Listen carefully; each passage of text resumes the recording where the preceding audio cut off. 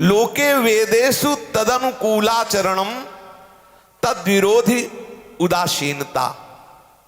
श्री देवर्षि नारद इस 11वें भक्ति सूत्र में कह रहे हैं कि लौकिक और वैदिक कर्मों में प्रभु के अनुकूल कर्म करना ही उसके प्रतिकूल विषयों में उदासीनता है।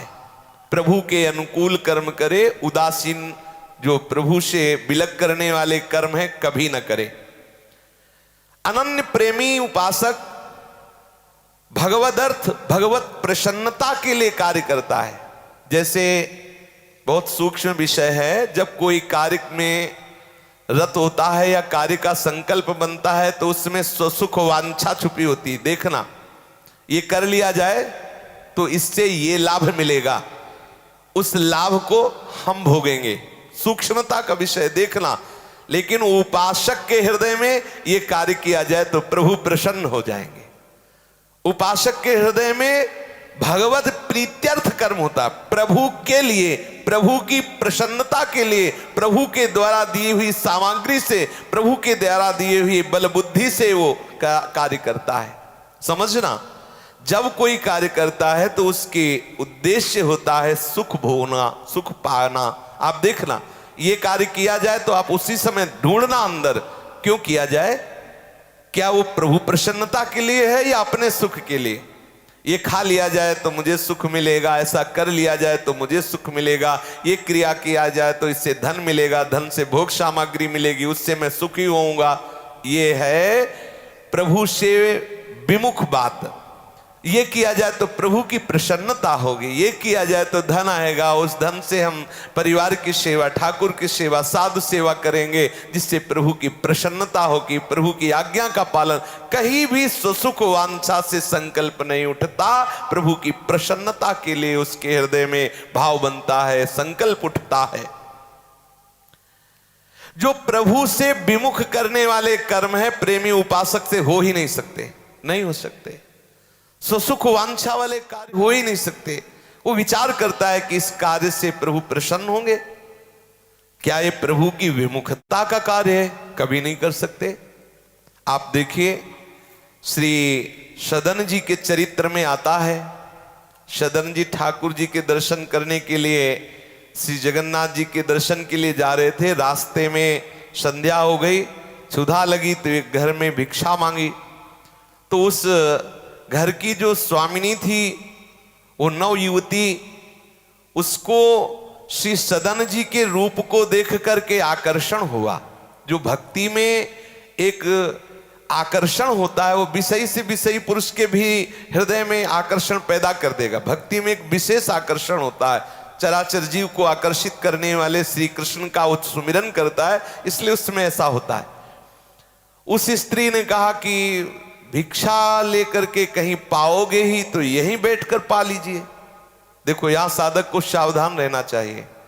विरक्त साधक को, भगवत भक्त उपासक को किसी अनजाने घर में बैठ करके भोजन पाना या रात्रि में वहीं शयन करना, ये शास्त्र विरुद्ध बात है। ऐसा नहीं करना चाहिए।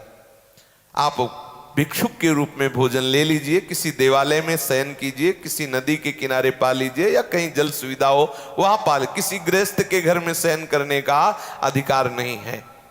जो विरक्त जन है, अगर किसी गृहस्थ के यहाँ रुके भी हैं तो दूसरे स्थान में, जहां घर परिवार से दूर कोई उनका मकान बना हुआ है या देवालय बना हुआ है, ऐसी जगह जहां परिवार से बिल्कुल अलग हो, क्योंकि वो परमाणु, वो वृत्तियां उपासक के चित्त को चलायमान कर सकती है। ये जो हमारे गुरुजन पूर्वजन, जो महापुरुष जन जैसे चले, हमको वैसे ही चलना चाहिए।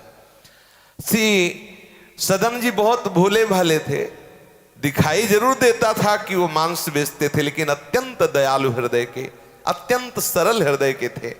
प्रभु का भजन करने वालों का हृदय ऐसा हो जाता है। वो राजी हो गए उसकी भूली भाली बातों में कि पाना तो कहीं है ही, तो यहीं बैठ के पा लेते हैं। और महाराज, अब लेके क्या जाओगे 2 रोटी, अब हम रसोई बना रही है, आराम से यहीं पा लीजिए और यहीं रुकिए, फिर सुबह आप चले जाना दर्शन के लिए। राजी हो गए। बहुत सावधान। हम किसी के आंसू देखकर, हम किसी की प्रार्थना सुनकर अपने इष्ट या अपने शास्त्र या अपने गुरुजनों की आज्ञा का कभी उल्लंघन न करें, नहीं तो फंस जाओगे, कितने भी बड़े भगत हो।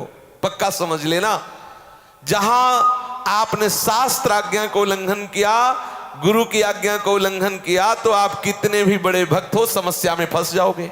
और अगर आज्ञा में हो तो कोई समस्या में फंस नहीं सकता। पक्का समझ लेना, ये वो लक्ष्मण रेखा है, गुरु आज्ञा शास्त्र आज्ञा, जो कभी भी कोई भी आपको हरण नहीं कर सकता। अंदर रहे तो बाहर गए तो कई हैं रावण, एक ही नहीं है। काम क्रोध लोभ मोह मद मत्सर न जाने कितने कितने विकार हैं, कहां से घसीट ले कुछ पता नहीं चल पाता। अब प्रसाद पवाया और रात्रि में उठ करके वो नवयुवती आकर्षित हो गई थी, सदन जी के पास आई और उसने संग की आकांक्षा की। उन्होंने कहा, अरे तुम्हारे पति है और तुम ऐसी भावना। तो उसको लगा कि ये संकोच करते हैं पति के कारण। वो कामाशक्त मदांध स्त्री अपने पति की हत्या कर दी और बोला कि अब तो देखो पति। सदन ने कहा, मैंने कब कहा कि आप पति के, मैं तो कह रहा तुम्हारे पति है, फिर भी तुम ऐसी चेष्टा करती हो। तो उसने कहा, तुमको हमारा संग करना होगा। उनका कदापि नहीं। तो उनका मैं आवाज देती हूं। बहुत विचित्र भगवान की माया है। और उसने आवाज दे दिया कि देखो देखो ये नीच पाखंडी, पहले तो भिक्षा की याचना की, हाय हाय जब हमने भिक्षा इसको पवाई तो इसने हमसे कहा कि संग करो, हमने मना कर दिया तो हमारे पति को भी इसने मार दिया और ऐसा। अब सदन जी शांत गंभीर चुप खड़े, क्या बोले। उसके घर में रात में रुके थे। बहुत विचित्र। राजा के यहां पूछा गया, क्या। वो रो रो के कह रही है, तो क्या। देखो भगवान का बहुत विचित्र माया बल है, बहुत विचित्र माया बल है। शांत हो गए। हुई है सोई जो राम रचिया का, भगवान की जो इच्छा होगी। एक बार चेष्टा की कहने की मैं निर्दोष हूं, लेकिन कौन सुने। हो तो हल्ला मचा रही है, पति का गला कटा हुआ, कोई कैसे मानेगा कि अपने पति की हत्या कर दी। राजा ने आदेश किया कि ऐसे अपराध का दंड है, इनके दोनों हाथ यहां से काट लिए जाएं। दोनों हाथ काट लिए गए सदन जी के, दंडित करके छोड़ दिया गया। अंदर से वो प्रभु की तरफ देख के मुस्कुरा रहे हैं, बड़े लीला बिहारी हो, बड़े लीला बिहारी। ठाकुर जी के सामने जब पहुंचे तब कहा गया, हाथ होते तो मैं जोड़ के प्रणाम करता प्रभु, मेरा प्रणाम स्वीकार। जे ही ऐसे कि तत्काल उनके नवीन हाथ आ गए, नवीन हाथ आ गए। हम कभी भी शास्त्र के प्रतिकूल, गुरु के प्रतिकूल, वचन के प्रतिकूल हम कभी आचरण न करें। ध्यान रखना, नहीं फंसे फंसाए हो। कितने महाभागवत है सदन जी, महाभागवत भक्तमाल जी में चरित्र है, आप पढ़ के देख लीजिए। जरा भी शास्त्र विरुद्ध आचरण होगा माया फंसा लेगी। इसीलिए देवर्षि नारद जी कहते हैं, प्रेमी उपासक को कभी भी अपने आराध्य देव के प्रतिकूल आचरण नहीं करना चाहिए। एक बार किसी महापुरुष से किसी उपासक ने प्रश्न किया कि हमारे हृदय में बहुत काम सताता है।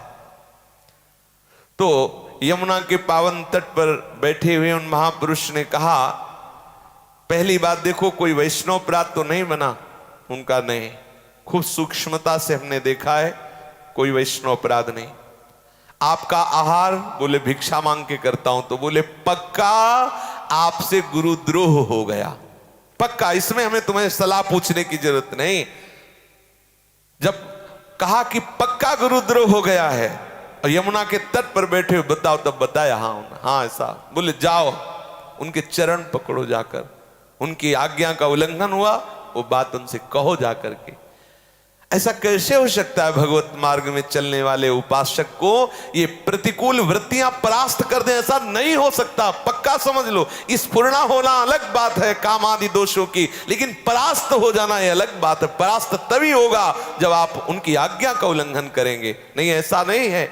ऐसा नहीं कहा जा सकता कि ये विकारों पर विजय प्राप्त नहीं की जा सकती, सतमार्ग में ठीक से नहीं चला जा सकता, ऐसा नहीं है। स्फुरना मात्र होना एक अलग, थोड़ा जलन हो जाना अलग बात है। लेकिन यदि आपकी दुर्गति हो रही है, आप गलत आचरणों में बहते चले जा रहे हैं, तो आप आज्ञा उल्लंघन करने वाले प्रतिकूल आचरण कर रहे हैं।